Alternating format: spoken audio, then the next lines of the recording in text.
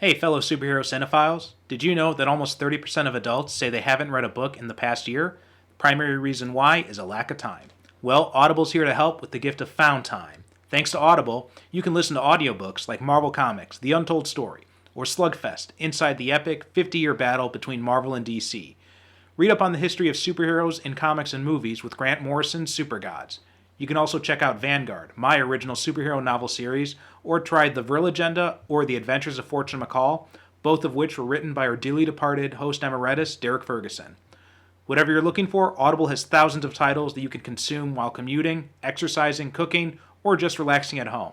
And not only audiobooks, an Audible membership also gives you access to tons of content like podcasts, theatrical performances, and exclusive Audible originals that you won't find anywhere else. To give you a taste of what you can get, Audible has partnered with this show to provide listeners with a free 30-day trial. All you have to do is go to audibletrial.com/supercinemapod, and with your free trial, you get one free audiobook and 2 free Audible originals. In fact, you get to keep those titles even if you cancel before the trial is over. So what are you waiting for? Head on over to audibletrial.com/supercinemapod and start your free trial today.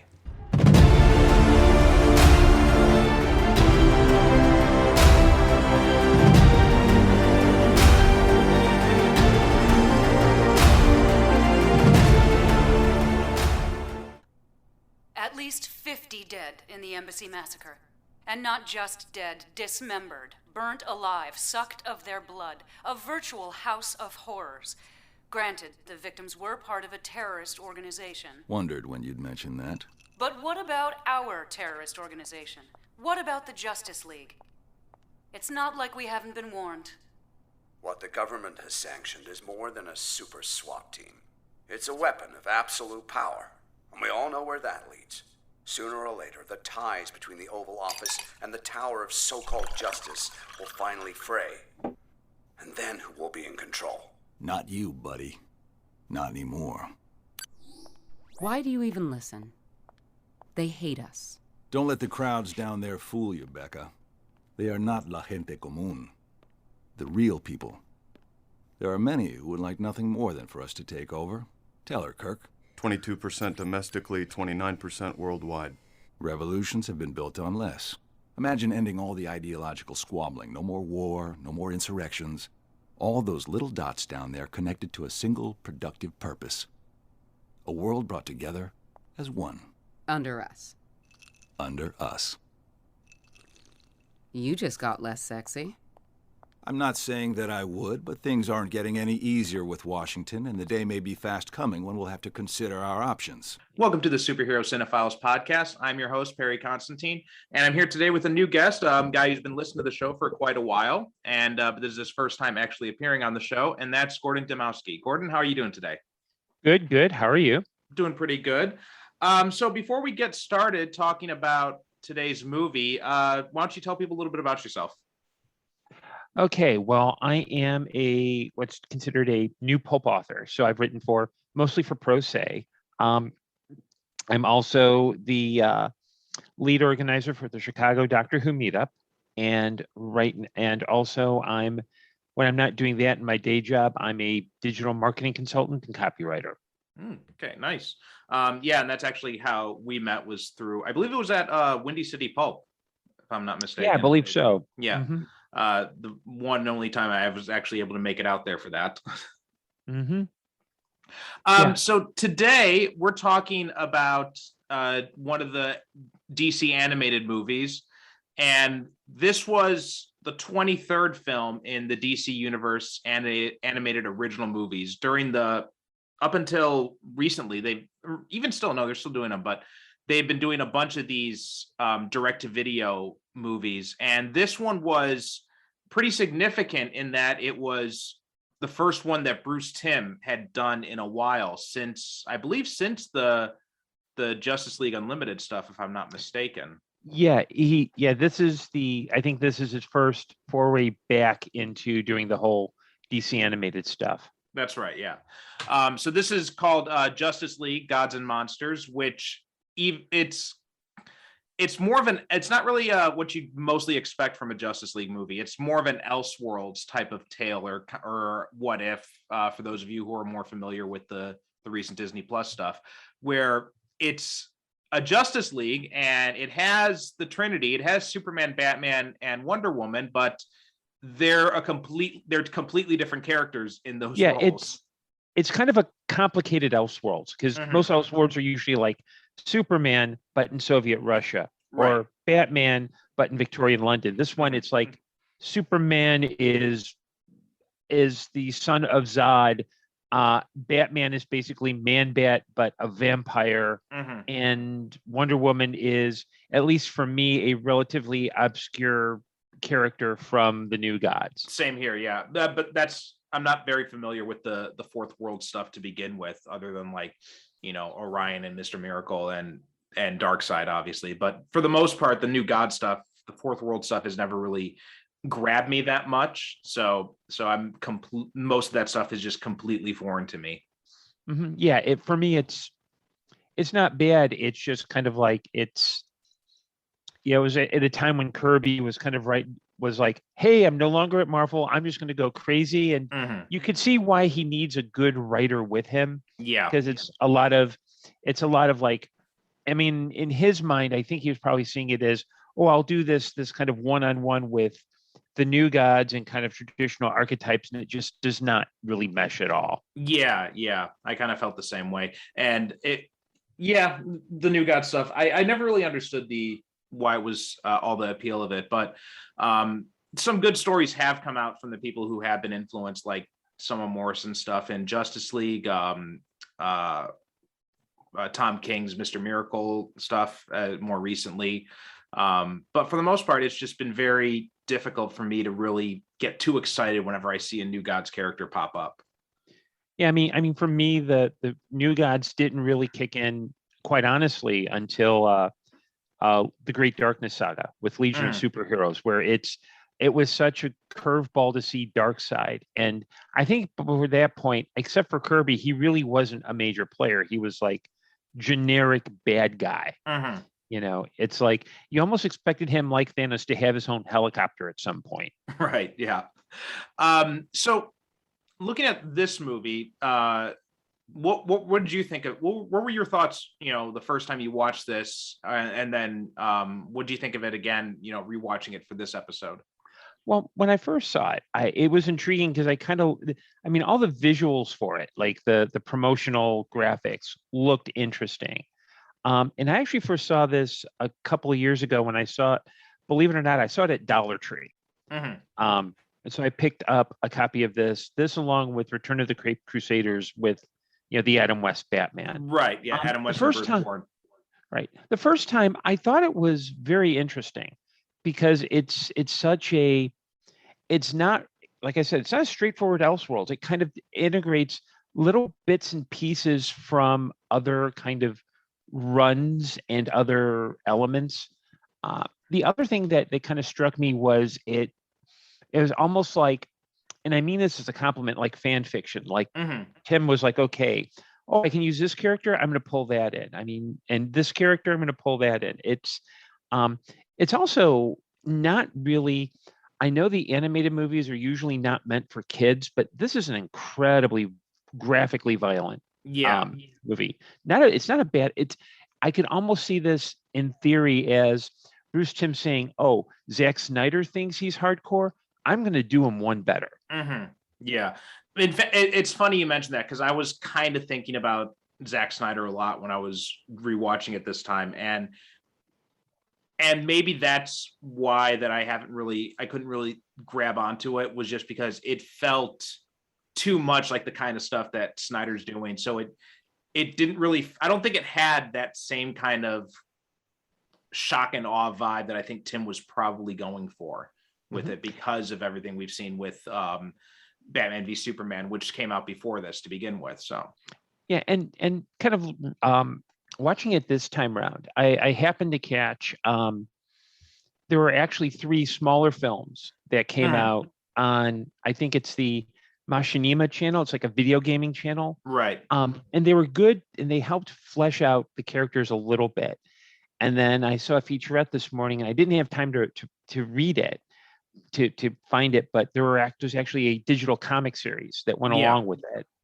And the main issue, I mean, the sense I get watching it this time are two things. One is that there may have been a lot more thought into like building this into its own franchise, and then with things didn't work out and it kind of fell apart. And the second is that there's a lot to the script that I think it starts off strong, and up until like the third act, that's when it starts to get a little wobbly because there's some things that just it doesn't quite fit, and it kind of seems like it's okay. It's almost like at Act 3 they said, okay, we need to figure out how to get the characters out of this. I mean, one character literally drops out of the sky to say, hey, this is what's going on. You need to stop it. Yeah. Speaking about the companion series, you had mentioned that to me when you were emailing about this. I didn't have a chance to actually watch those 3 parts, but you're right. I think that plus the companion comic book series that J.M. DeMatteis and Bruce Timm worked on together, it looks like Timm expected this to be a larger thing because he had done. I'm not sure. Did you read any of those comics? I wasn't able to find them, so I don't know what they're about. Because it's just there's a one shot of each of the main characters, and then there's a 3-issue Gods and Monsters miniseries. So I'm thinking that it's just basically the stuff that we had in the companion series and this movie, just like a comic adaptation of it, is what it seems, just based on what I'm seeing on Wikipedia. Yeah, and it's kind of like I kind of feel like it was almost set up that if you could enjoy the movie, but you would get more if you saw the videos and you saw the comics. Like on the DVD I have, the companion pieces are not in that, and that kind of surprises me because usually DC's animated stuff, it's even Blu-rays or DVDs, they're usually chock full of that stuff. But it also has this feel, and something I really don't like in any piece or any series where it's like you have to watch everything in order to get a piece of it, right, or to get the whole story. It's like, I mean, the only time that ever worked was Babylon 5. But Babylon 5 was deliberately structured that way. It wasn't like, okay, you need to go, even if you read the tie-in novels, you still got, as long as you indulge in the main series, you got something out of it. Right, yeah. I wonder how much of it was, so there are 2 possible reasons why they could have left it out based on what I'm reading here. First is maybe there's a rights issue with Machinima. That would make sense. The other one is because this was originally supposed to be an ongoing thing. So the 3 episodes that were released, those were just supposed to be the first season. And then there was supposed to be a second season with 10 episodes that was supposed to come out in 2016. But Sam Liu had said that the series was shelved until things worked out, and things are worked out, and also because he was working on other projects. So maybe they had expected to do something longer and then to kind of have it released as its own thing, and then just never ended up happening. Yeah, and I can kind of see why it would be shelved, because I think with this particular piece, it's because it's not straightforward. You end up with trying to have to think things through. Like there was in 2003, Big Finish did a series of, they called them Unbound, which are Doctor Who audios, but it's like what if different scenarios. And one of them is a story called Full Fathom 5. And the basic premise is that, spoiler alert for those of you who are listening, that the Doctor is basically a means to justify the ends guy. Like at one point, he's bribing a smuggler. He's really secretive about a government project. And at one point, he's talking with a scientist who believes, who actually gives the infamous, well, the Nazis did a lot of atrocious things, but we got a lot of science out of it. The Doctor has a gun. And he says, oh, so if I were to shoot you right now, would you think that's justified? No. Wrong answer. Bang.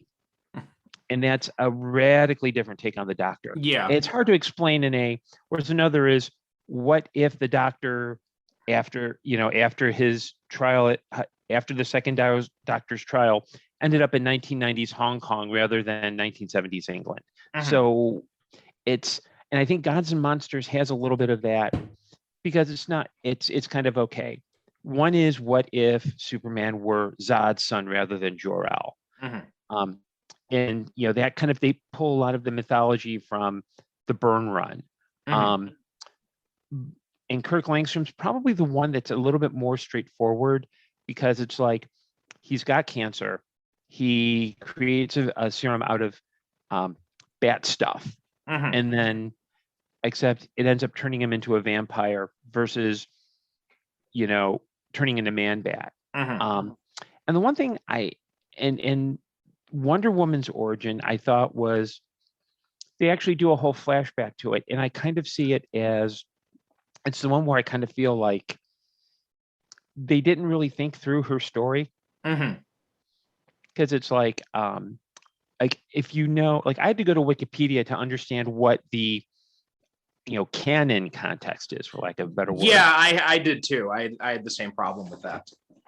And towards the end, where she ends up going off, and I'm thinking, why? Like, I didn't see the rationale, because it's she's going to, quote unquote, redeem herself, but there's nothing for her to redeem. Yeah, that whole thing was kind of, I found myself kind of like shaking my head at that point at the end of the movie, where I didn't really understand her reason for redeeming herself or whatever. And I can understand if she was going back for revenge or something like that, but I think she already got revenge. So like, it just seemed like they needed an excuse for some reason to get her away.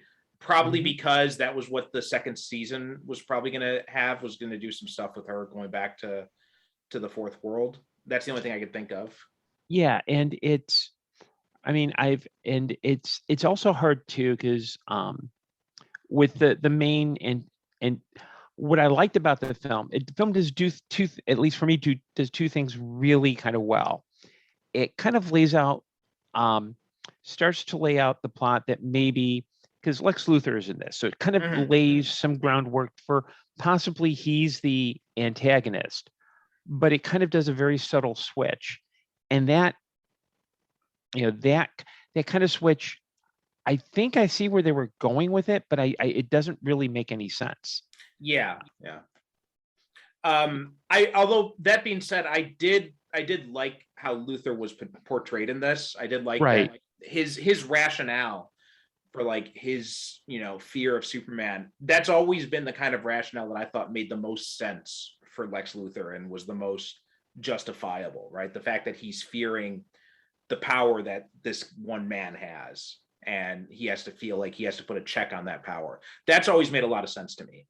Right. And I kind of I liked how they went through that through line, but toward it kind of what kind of maybe bother me isn't the right word. It just didn't make sense that at one point Superman goes to confront Luthor in his orbiting space satellite, because every supervillain has an orbiting space satellite, and Luthor says, well, I gave up the seek for power long ago, now I'm in the thirst for knowledge, and it doesn't fit in with the behavior that he's demonstrated up to that point. Yeah, that's a good point. And it also feels like there's a line or two missing, because it feels like the implication is that Luthor is either dying or has some kind of disease.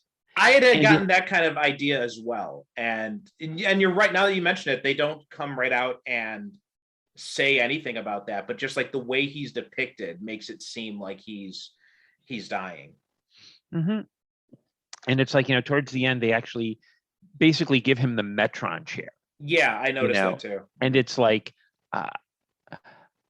and it really does feel like, and let's just go into like who the big bad is. In flashing back to Kirk Langstrom's past, he was friends with Will Magnus and Will's girlfriend Tina, and they're and both men were part of Project Fairplay, which is every super scientist you can think of in the DC universe.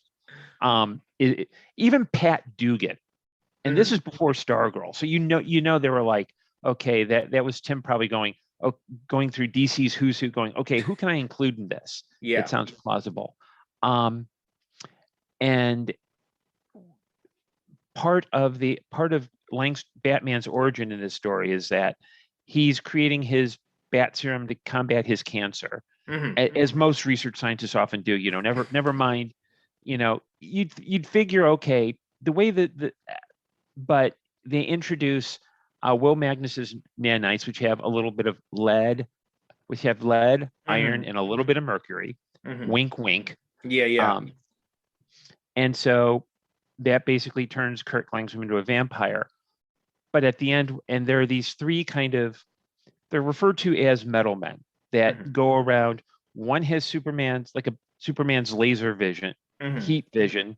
Although I don't see how, if it's a single beam coming from the android and Superman's heat vision comes from two eyes, how they can say, oh, it's the same thing. Batman's is basically, okay, since Batman's a vampire, you see two slashes around the neck. And Wonder Woman's Metal Man has, and I probably misgendered the android, but it's has a sword and high heels. And it turns out that was all Magnus's idea, because his girlfriend was always in love with Kirk, even though she was involved with Magnus. A year after they got married, Magnus kills her, basically gets angry and smacks, hits her. She hits her head. He ends up building an android duplicate of her. And it's like, okay, I can see going after, I think part of it, like, I think they're trying to set it up that Magnus was kind of like a narcissist, and they don't really do that completely. It's such a weird leap he makes. Like, I accidentally killed my wife, and so now I think all of humanity should have a hive mind. You're missing a few steps there, Will. Yeah, and what's interesting too is that, in watching it again at the very beginning, it's right after they do this raid on an embassy, and they're in their Tower of Justice, and Superman basically says, if I get my way, everyone will be of one mind and will think alike and we'll all get along. And that's precisely Will Magnus's plan. Yeah. Like, it's one of those it's like bad screenwriting 101. Like, you're kind of giving away the game. But and with Magnus too, it was like, I could see it if it's a one-on-one between him and Batman. I mean, that makes sense. And the Justice League is just getting in the way, but it feels like it's way out of proportion here. Yeah. There's really not it doesn't really fit a lot. And it also, and part of his plan involves him basically getting burnt to a crisp so that his android wife could give him the nanites that can make him basically Super Magnus.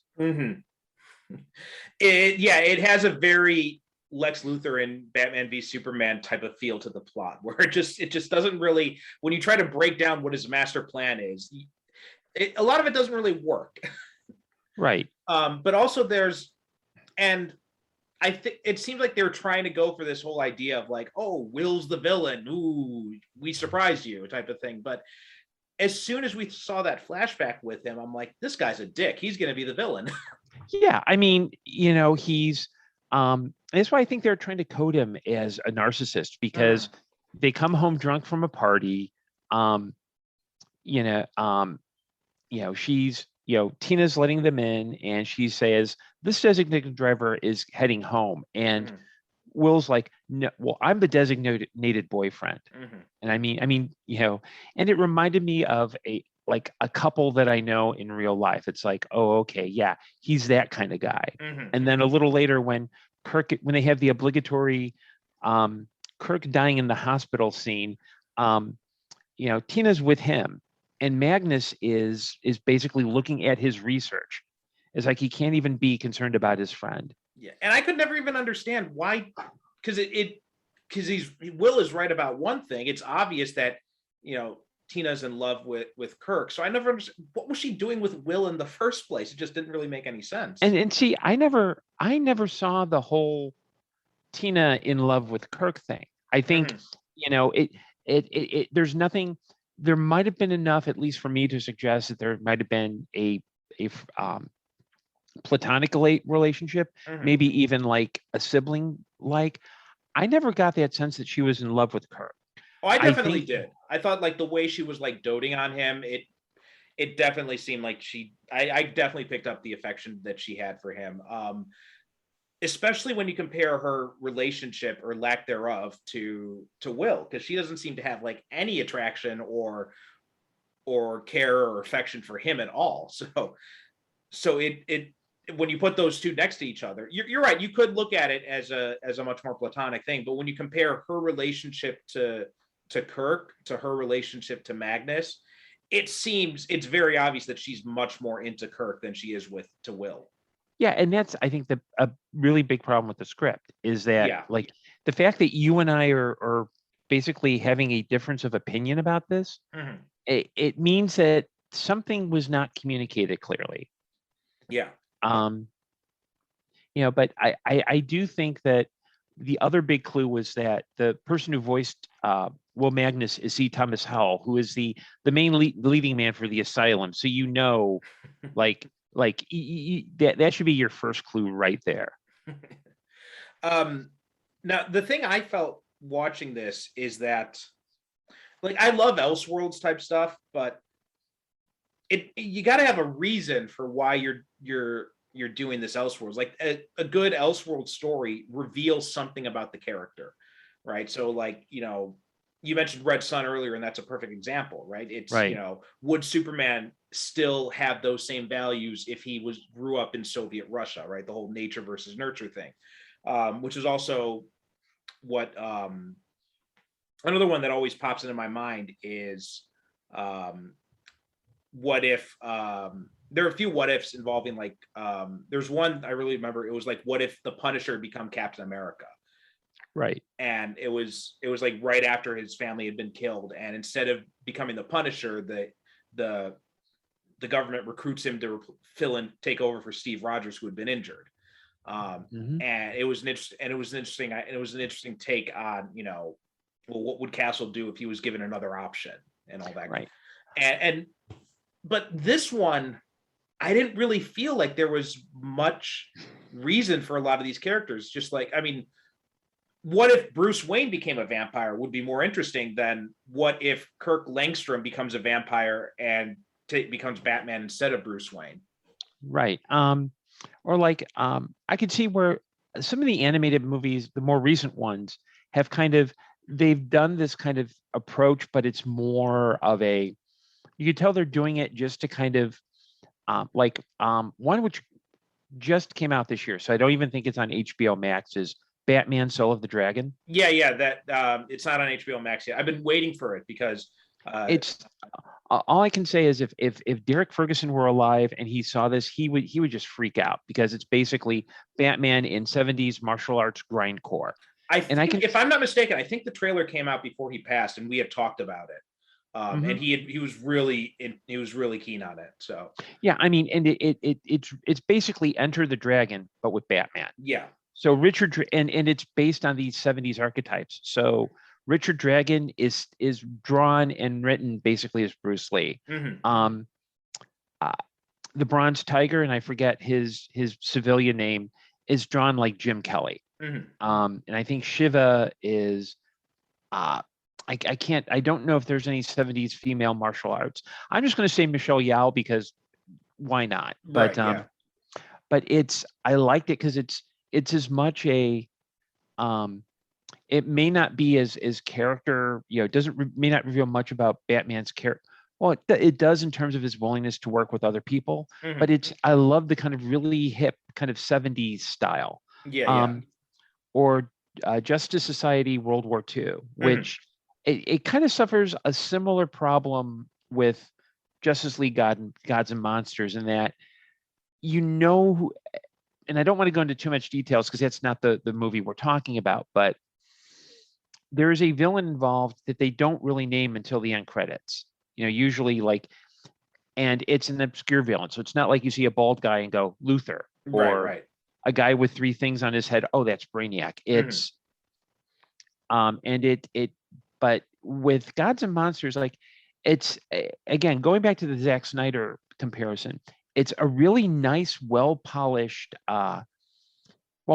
work. But when you start looking at it, it just they're just pieces that don't really fit. Yeah. I mean, it also doesn't help that with really with the end, I could see this if this were like a big hero arc where they start as being, like at one point Superman says, there are times where I don't know if I should, I think it's like, I'm not sure whether I should rule this world or conquer it. But today it's going to feel rule the world or save it. And today it doesn't feel like there's much of a difference. There doesn't really even seem like most characters, even if the arc is, if Superman went from, I'm in control, you all work under me, to, okay, maybe that isn't such a smart idea. Maybe I should be gentle. There's no real development there. Langstrom is probably the one with the biggest emotional arc throughout, because he moves from, okay, I'm this gloomy guy and I have no one to, I lost people that I loved, even though one of them turned out to be a narcissist. And you see him kind of loosening up. Wonder Woman, I think, is kind of the one that it almost feels like Tim was like, okay, I've got this cool idea for Batman, cool idea for Superman. Wonder Woman, okay, yeah, let's hit Wikipedia, let's give her a sword, let's kind of, because it seems like her character, there's really no, I wonder why she's even called Wonder Woman. Yeah, I was going to mention that too, because it's because you've got Superman, but this one is the son of General Zod instead of the son of Jor-El. Okay, that makes sense. Batman, but it's Kirk Langstrom. It's Man-Bat becoming a vampire. All right, maybe. I can. You're pushing it, but I can still see the connection there. But Wonder Woman and Bekka, I'm just like, how did you even get from A to B there? It's like Will Magnus's plan, right? It's like, I don't understand how you go from this part to jump to this part. That connection just doesn't really make much sense. I could see it if you had someone who had at least some connection to Wonder Woman, right? Like if it was, I don't know, like if it was Artemis, for example. Yeah, if it was Artemis or someone like that, that would make more sense. But you're bringing in even Big Barda just because she is more well known than Bekka. I would have maybe given a pass on, but it's like Bekka just seems like such a weird choice. Yeah, and you could see it if it were, say, Bekka, a new god raised on Themyscira.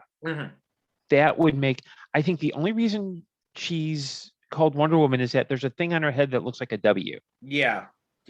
But it's kind of like, and her character, I understand in the context of the video, it's basically she fell in love with a guy that she was supposed to marry. Her family is basically Highfather is Darkseid, decides, okay, I'm gonna kill everyone on Apocalypse.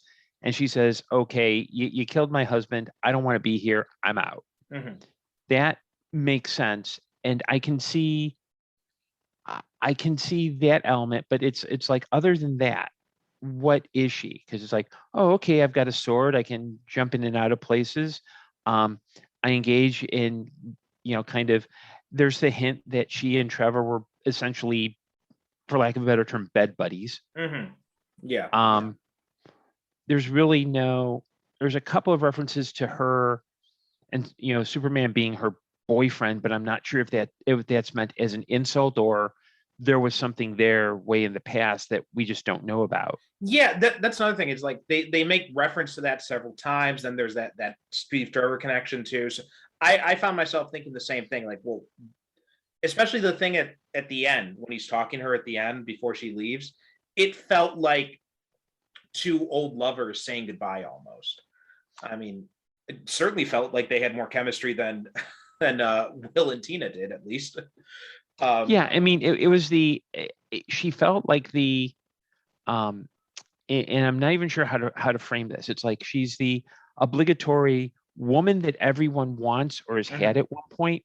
Like you literally could take her out, maybe plug in Big Barda as Wonder Woman, and it probably would make a lot more sense because you've got that instant connection. But it it's the only thing, and the other thing, and there are just some interesting. There's a lot here that I feel like the script should have either been either slightly longer or gone through another couple of edits. Yeah. Because it does feel another there's thing some too, good ideas here. Yeah. Another thing that jumped out at me too was Lois and how she makes the most sense of anybody in this movie up until the end.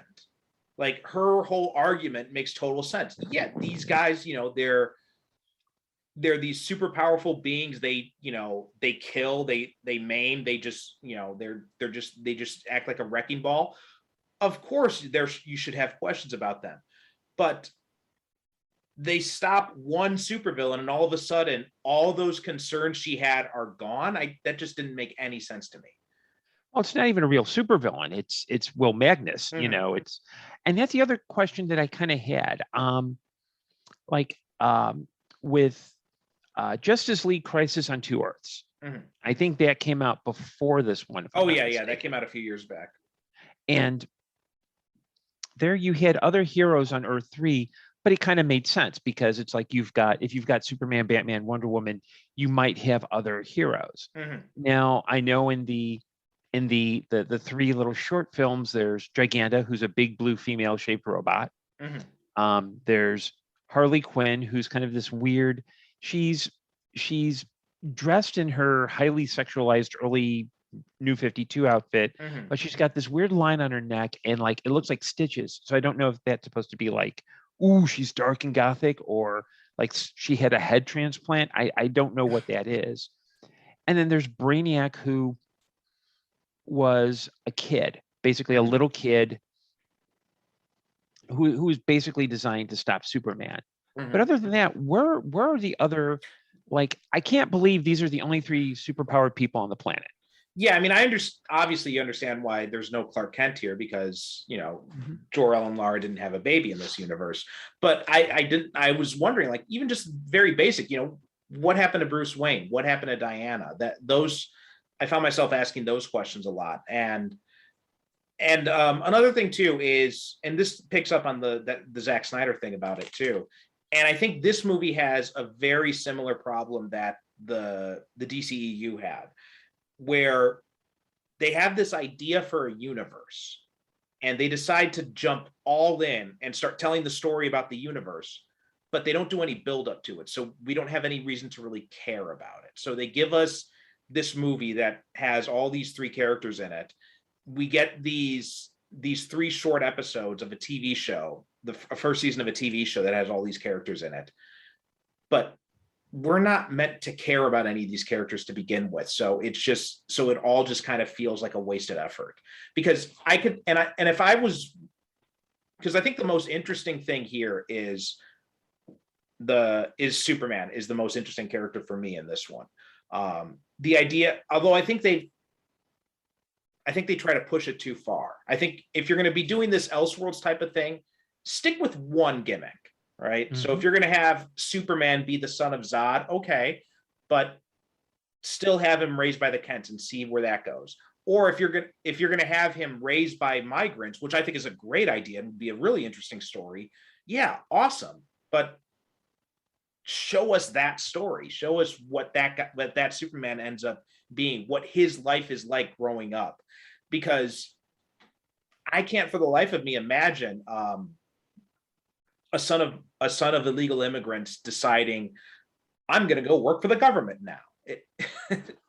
I mean, I think it's so much more interesting if you have it, well, this government is responsible for, like, all the hardship my family faced, and and I want to get revenge or something, right? Or at least I'm very distrustful of them or something would be much more interesting, right? And an immigrant Superman that really heavily leans into the immigrant side of the story would be really interesting. I think much more interesting than what we got here.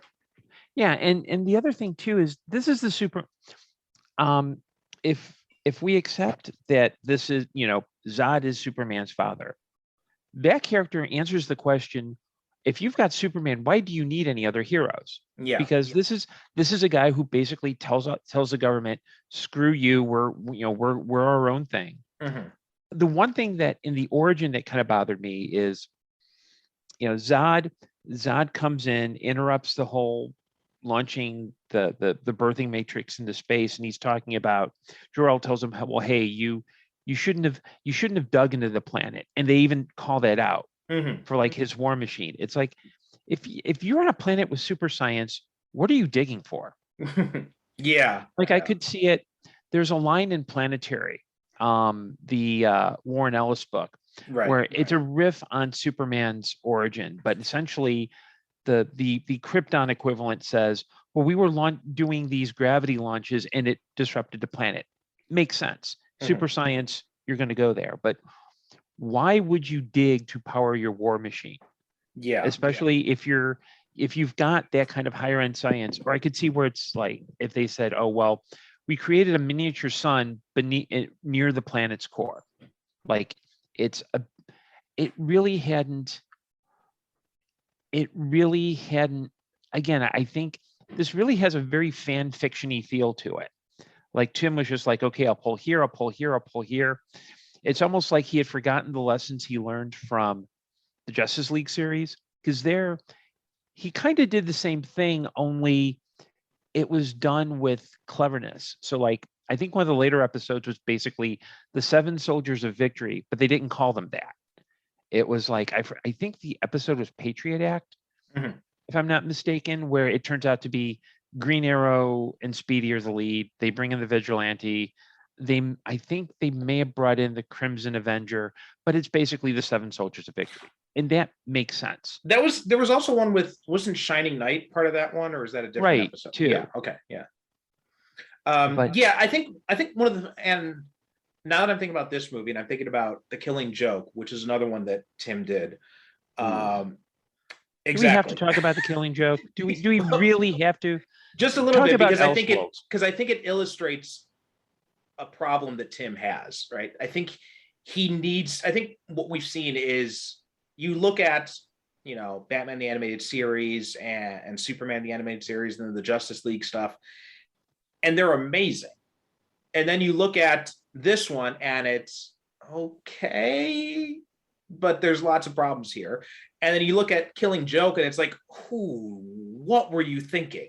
And I think the problem is that Tim needs someone to hold him back. He needs someone who's going to put constraints on him and say like, okay. Kind of like what you were saying earlier with Kirby, right? Kirby worked best when he had a writer there who was like, all right, Jack, let's tone down some of this. Let's pull it back, bring it back to reality a little bit. I think Tim needs someone else to come in and be like, maybe Batman and Batgirl shouldn't be fucking on a rooftop. Yeah, I think it's also writer choice, because I think Alan Burnett wrote the script, where like with the animated series and with Justice League, he had other writers. Like Batman, he had Paul Dini, right? And there was a writer, so Tim could have the big ideas, but he could say, okay, this script needs to go to this person. It's Dwayne McDuffie on the Justice League stuff, right? Yeah. And with Killing Joke, and I think I just threw up in my mouth a little. He had Azzarello write it, and Brian Azzarello never met a paycheck he didn't like. And it was like, okay, first, I'm not sure there's wisdom in adapting that particular graphic novel, because even the author said, yeah, not my best work. Yeah. But it's we need to expand this out. And the irony is that recently I've been watching, Jim Beard had asked me to write an essay for one of his Subterranean Blue Grotto Batman 66 guides. And I've been watching season 3 which has Levon Craig as Batgirl. And my particular episode starts with like Bruce Wayne, Barbara Gordon, and Commissioner Gordon all at headquarters, and the conversation is like, Commissioner says something like, "I'm going to go out and leave and do something," and Bruce Wayne says, "Well, I really don't think it's appropriate for me and Miss Gordon to be alone in a room without a chaperone." And I'm thinking, that's so refreshing after the Killing Joke. So refreshing. It is also a little weirdly Mike Pence's too. Mm-hmm. But it's I don't think it's kind of, I don't think Bruce Wayne should. I don't like the idea that Bruce Wayne needs a chaperone. Right? He should be able to control himself.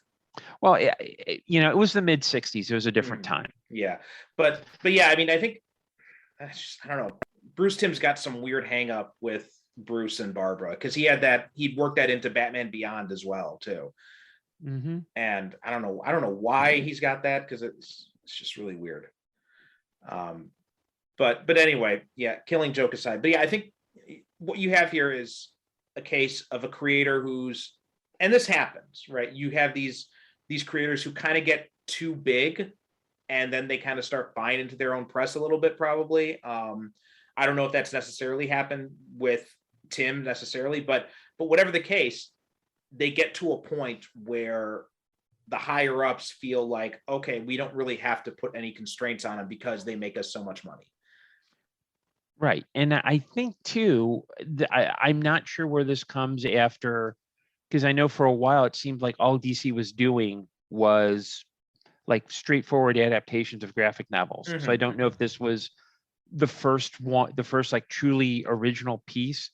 So I think they kind of went all in versus let's use this as a pilot and see what happens. Let's do the Superman is Zod's son thing, because you could, the other major thing that we're hitting on is there's really poor world building. All it would have taken is for Superman in this one to say to Waller, and you better tell Wayne to back off or I'm going to destroy his business empire. There you go. That explains one. Or Wonder Woman in this one says, "Oh yeah, I laid waste to Themyscira because I could." Or you kind of do the okay, but I still feel and maybe it's because we watch this stuff too much and maybe have over the years, but I kind of feel like where are the other, because you would feel that for something like this you wouldn't get like Dollar Store, Cheetah, Blockbuster, and Livewire after them. You'd get like okay, maybe The Flash, but it's Wally West, but it's Wally West as a 10-year-old. Or you'd get a halfway decent countermeasure. Even Red Sun had Green Lantern and Batman in different routes. It kind of feels like it's like set up to be, it's like you said, they had the cool idea. They didn't give Tim any limits. And he just said, okay, I'm just going to write the script and this is what we're shooting, versus let's massage the script, maybe figure out how we do this and then do that and see what happens. Yeah. I wonder how much of this was just, we want to get Bruce Timm doing something. What do we have to do to get, and he's like, I want to do an original thing. I think that may be part of the calculus, like, because otherwise I don't see any reason why you would do this movie, because it definitely feels like a vanity project.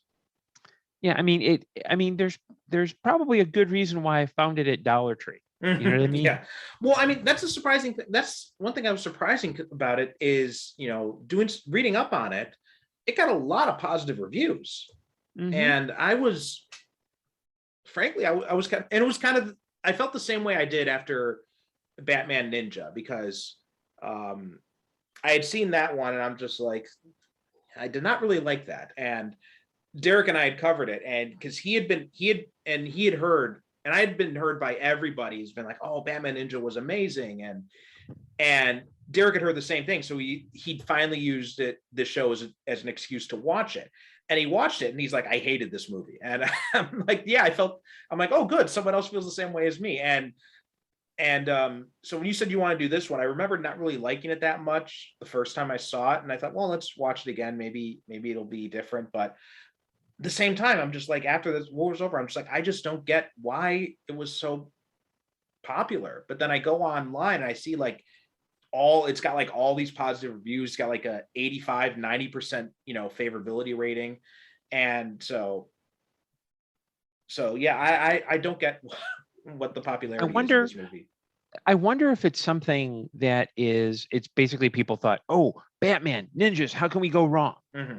I mean, it's like, I remember when one of the things I remember you saying when we met at Windy City was you were talking about how you were studying Japanese history. Mm-hmm. And you said most authors go in either one of three places when it comes to Japan. And I'm going to mispronounce this, Yakuza, World War II, and samurai. And that there are these whole other periods of Japanese history that are just, you could easily write really cool stories from. Yeah. And I think this is kind of one of those where sometimes I think DC Animated makes the right move, like Red Sun. We didn't do that before. Let's do it now. Mm-hmm. Okay, our original Superman Doomsday movie wasn't that great. Let's do the Return of Superman. Yeah. Makes sense. But this is kind of that. Batman Ninja is probably like, okay, Batman Ninjas, yeah, that's an automatic, that'll sell. This was probably, oh, Justice League, but evil. Yeah, we'll do that. Yeah, and I think it had to have just been Bruce Timm wanted to do this because, I mean, if you're going to do evil Justice League, you've already got Crisis on Two Earths, so you've got the Justice Lords. You've got the Justice Lords. Why or like why not do which now they are doing Injustice, but do Injustice or something like that. So it all just feels just like lots of really weird choices went into this. Yeah, it's almost like not only was he given a free rein, but you would think that just looking at it from a business standpoint, at this point, maybe if you wanted to be cynical and say, oh, they're appealing to the Zack Snyder crowd. Well, he only had Watchmen and maybe I think Man of Steel was out in 2013. So this movie came out in 2016. So right. So you didn't Batman v Superman had come out by that point. Oh, okay. I don't remember that. But it was that's another thing though, is that the Snyder movement hadn't really taken off by that point. Right. The whole release the Snyder cut thing hadn't really taken off by that point. So even that I don't think why that would be an influence because Batman v Superman bombed. Well, I could see. Well, we're talking DC here. Yeah. They went all in, and I could see where they might be thinking this is what audiences want. And I'd like to go on the record on this podcast. I do not want you to release the Timm cut of this movie. It's not that great, and there's some good ideas in it, but yeah, this really feels kind of rushed and not thought through. It's also frustrating because, like you said, DC has done a lot of these adaptations of these other stories. There's so many better stories that you could adapt from the comics, like Kingdom Come, for example, is like, perfect story that comes to mind that I'm amazed that hasn't been adapted yet. Crisis on Infinite Earths, there's so many different things you could adapt or you should adapt. What was it? Rock of Ages, the Grant Morrison Justice League story. So many different things that you could adapt before you get to let's let Bruce Timm do his weird alternate reality story. Yeah, or if you're going to do like an alternate reality story with dark superheroes, choose something a little bit more obscure, like Batman speeding bullet, like Superman speeding bullet. Yeah. Because it'd be interesting. Okay, Superman, but adopted by the Waynes. They're killed. He basically says, "Hey, I got the power of a god. Why not?" Yeah. Or the Elseworld story where Batman becomes a vampire. What was it? The Red Rain one, I think it was called. Right, Red Rain. Yeah. Yeah. Or like there are, or even if you wanted to do something like The Nail. That would be a great one. Yeah. That would be that would be an amazing one. Yeah, but I think DC was kind of going through its we're only going to do stuff from the New 52 because the previews on the disc I have were for Batman Bad Blood, and I have no idea what that is. But even at this point though, they were still doing some older stuff too, because they did end up doing they did end up doing Hush, which came from before that, Death and Return of Superman. They just released Long Halloween.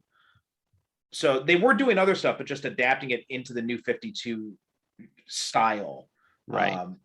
But even still, like, this has no connection to that at all. So the whole thing just feels like, I don't know what they were thinking with this. It really, what this really feels like, in all honesty, it's like a lost it feels like there were scripts from the Justice League. It feels like, hypothetically, I could see where this might have been a pitch for the Justice League animated series, to do it in the mirror universe, because Superman has a goatee. I mean, that's the only reason. And it just never got that, and they decided to release it where you kind of go, in that context, it would make sense. It's like Star Trek Enterprise did a mirror universe, a two-parter in the mirror universe, but it made sense because it's Star Trek, you get it, and they did everything, even changing the original titles so that you knew you weren't getting the same episode. Right. This feels like it was an outtake, but they never really fixed it so that it could stand on its own. Yeah, I think you're right. It's just overall, I think it was just kind of a disappointment, and just there's so many other things you could have done, so many other ways you could have chosen to adapt this. I mean, even just some of the designs felt like I love Superman's design. I thought that was pretty good, but even the Batman design, it felt really weird. Like because I looked on the cover art, and the white strip, it's got like, it's broken up by black cutting into it, which looks much better. But here it's just like this big flat like slab of white right over the front of his costume. It just doesn't look good at all. Mm-hmm. And Wonder Woman's costume is just way too busy. Yeah. So I don't know. But just overall, just kind of a disappointment of a movie. Anyway, Gordon, do you have anything you wanted to add about this movie? Any final thoughts on it? I think there was I could see where there was a lot of potential here, but I think and I wouldn't mind, this is a universe I wouldn't mind seeing again if it were done better and more thought out. But right now it's just kind of like, the one thing, it kind of reminded me in terms of comic reading of DC's recent Crime Syndicate miniseries, where it's basically, basically the Crime Syndicate against the League of Justice, and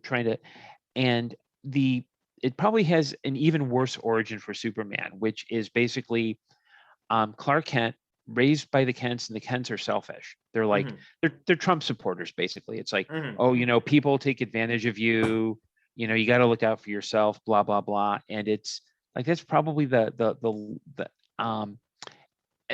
some good ideas here, but it just needs to be, this would be one that I could see them remaking, but with a better script. Yeah. I mean, I just need to know why there's a reason for this universe to exist. Like, what is it that, because I don't get any sense that, why we need to see this universe. It just doesn't feel like, it just felt like, Tim was just like, hey, I don't even know what he was thinking. It just feels like everything was just kind of like thrown together. Like you said, it's very much, the fanfic analogy is really good, because it does remind me of, in my fan fiction days, going back and reading some stuff and just being like, why would you even, I can't even understand why you even would begin to think that. Yeah, I mean, at least Marvel's What If, they did the obligatory Marvel Zombies episode, but at least it paid off in episode 9. You know what I mean? Yeah. All right. So I think that about wraps it up for discussion to this movie. So Gordon, do you want to tell people where they can find your stuff? Okay, well, I am on Amazon.com. I also have a Patreon. If you go to GordonDymowski.com, there are links to everything. With Could you Chicago, spell that just so people know? Oh, First name is Gordon. Last name is D as in David, Y, M as in Matthew, OWSKI. So if you go to that.com, there are links to my Patreon, Amazon, everything. A lot of my online links are there. Chicago Doctor Who meetup. We're actually planning a couple of listening events, simply because with COVID, video and Zoom do not work well. So you can find us on Facebook and meetup.com. Our next listening event will be October 17th at 2 p.m. Central. I'll be listening to an entry from, it's a Patreon sponsored one. So one of our members chose this. It's from the Jenny the Doctor's Daughter box set. So if you want even more controversy about Doctor Who, go there. Unfortunately, I'm not sure if this episode will actually be. So actually, I think this episode will come out the day after that.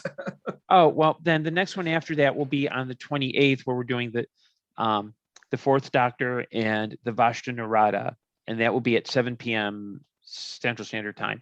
Just look up Chicago Doctor Who Meetup on Facebook. You can find us there, if Facebook's working. Yeah. Okay. Well, Gordon, thanks so much for coming on. It was good having you on the show finally, and Cool. have to have you come on again sometime. No problem. Thanks for having me. Okay. All right. That does it for us. You can listen, find out more about this show. Go to superherocinephiles.com, Super Cinema Pod on Twitter and Instagram. And if you search Superhero Cinephiles on Facebook, you can find our Facebook group there, and you can find this page. Please be sure to like us and give us a review on Apple Podcasts. And if you want to help support the show at all, we've got a Patreon, or we've also got one-time donations through Buy Me a Coffee or PayPal. So you can find those also at the website. Thanks so much for listening, and we will talk to you next time. You have been listening to the Superhero Cinephiles podcast. Follow us on Twitter and Instagram at Super Cinema Pod. Join our Facebook group by searching for Superhero Cinephiles, where you can interact with us and other superhero fans. If you'd like to support the show, you can become a regular supporter at Patreon or make a one-time donation through PayPal, both of which can be found at our website, superherocinephiles.com. If you buy or rent any movies through the Amazon links at our site, it helps support the show. Please be sure to rate and review us on Apple Podcasts or wherever you get your podcasts.